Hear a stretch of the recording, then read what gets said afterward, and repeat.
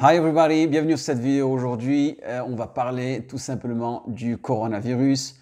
Voilà, comment confiner notre anglais dans cette période de confinement et parler un peu du vocabulaire qui est utilisé en ce moment dans les news, un peu de partout, mais en anglais. Et surtout, il y a beaucoup de mots qui sont utilisés dans la langue anglaise, surtout tout ce qui est, on va dire, le vocabulaire médical, le vocabulaire lié à l'économie mondiale, le vocabulaire, on va dire, juridique, tout ce genre de vocabulaire soutenu, il est issu de la langue française.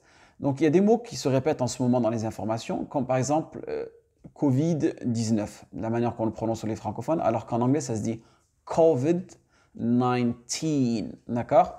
Donc le co pour corona, d'accord? Et le VI pour le virus. Vous voyez bien ici l'accentuation corona. L'accentuation, elle se fait au milieu. Et virus, l'accentuation, elle se fait dans la première syllabe. Virus, parfait. Et 19, ça peut être un problème si demain vous allez aux États-Unis ou vous allez en Angleterre et vous voulez tout simplement dire 19, vous risquez de dire 90. Et pour bien faire la distinction entre 19 et 90 en anglais, c'est simple. Vous allez mettre l'accentuation sur la deuxième syllabe. C'est pour ça que je vous dis qu'il est vraiment important, si aujourd'hui vous voulez parler un bon anglais et vous voulez comprendre un bon anglais, d'utiliser le système des syllabes et de l'accentuation et ce fameux accent tonique. Il va falloir répéter, répéter et pratiquer. Donc 19, ça se dit tout simplement 19. Et là, en anglais américain, on voit que le T, c'est un vrai T. D'accord? Le T, il est entier. Car vous allez voir, dans 90, le T, il est différent. Donc ça fait 19. Répétez après moi. 19. L'accentuation sur la deuxième syllabe.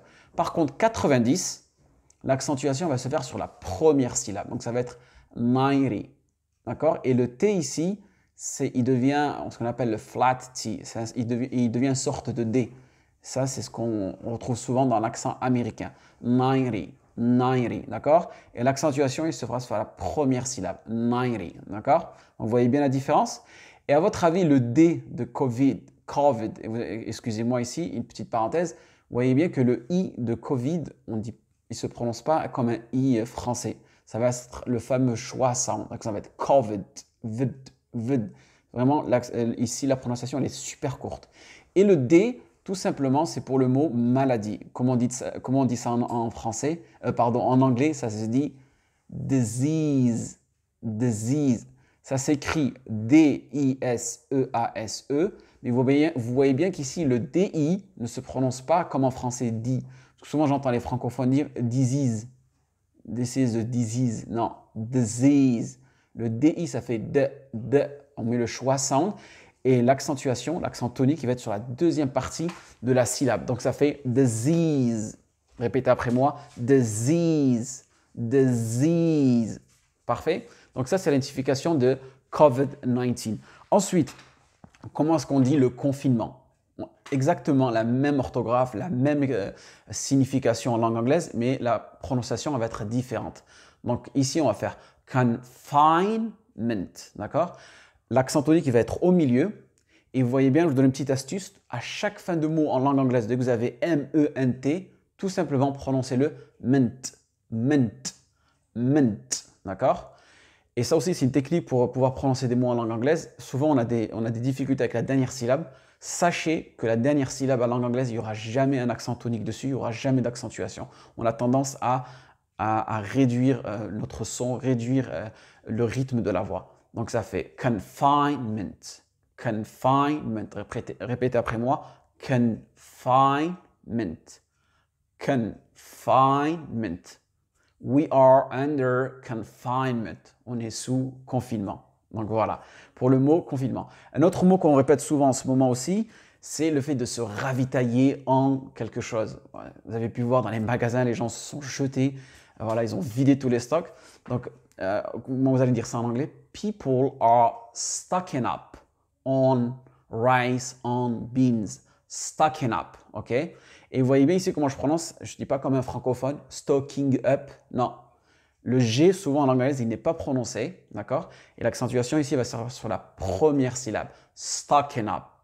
Et le UP, up. Vous voyez ce fameux schwa sound. Stocking up, on, d'accord?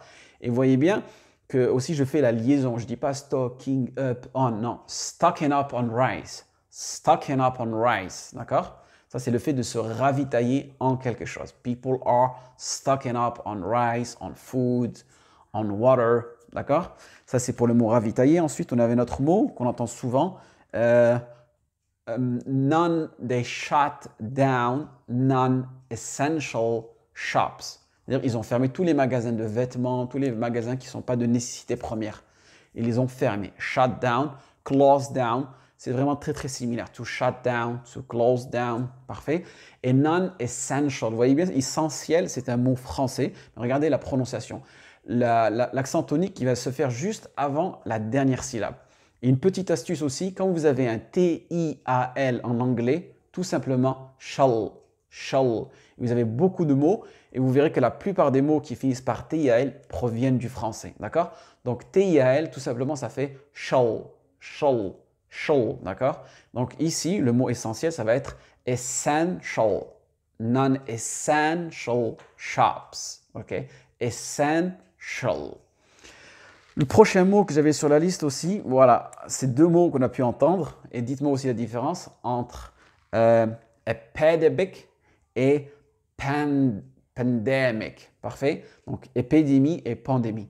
Épidémie, c'est tout ce qui est, on va dire, régional, c'est dans le pays, ça ne sort pas au-delà des frontières, donc ça s'appelle une épidémie. Donc, au début, je pense que le coronavirus en Chine, c'était juste une épidémie.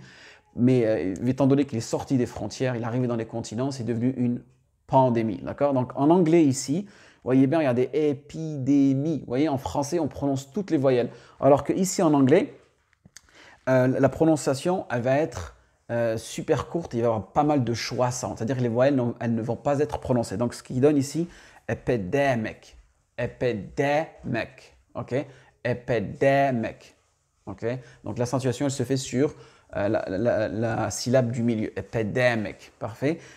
Et pour le deuxième mot, pareil, pandemic. Pandemic. Mec. Vous voyez, on ne dit pas mic, mec. Ici, on a un choix-sound. Et l'accent tonique, il est au milieu. Pandemic. Donc, je vous disais, il y a aussi un mot en langue anglaise qui est issu du français, pareil, pour dire contagion. D'accord? Que c'est contagieux. Ce mot, on l'a souvent entendu. Et il vient de la même racine qu'en langue française, mais vous allez voir, la prononciation, elle est très différente. Donc, ce qui donne contagious, d'accord? Et l'accent tonique ici va se faire sur une voyelle ouverte, contay, d'accord? Et le IOUS, vous allez souvent le retrouver dans pas mal de mots en langue anglaise. Et pareil, généralement, ces mots-là, ils sont issus du français.